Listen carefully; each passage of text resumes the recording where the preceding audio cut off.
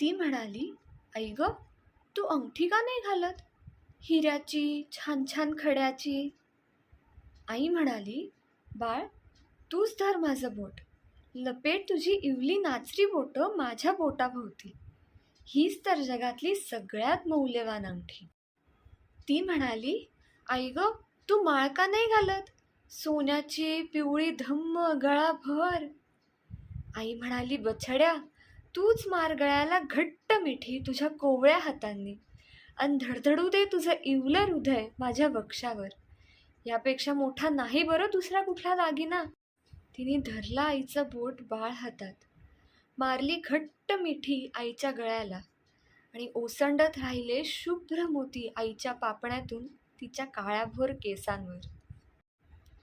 आई म्हणाली, "बछड्या, आपल्या आतून जे उगवून येतात तेच दागिने ल्यावे नि सजावे." आई म्हणाली, "बछड्या, आपल्या आतून जे उगवून येतात तेच दागिने ल्यावे नि सजावे.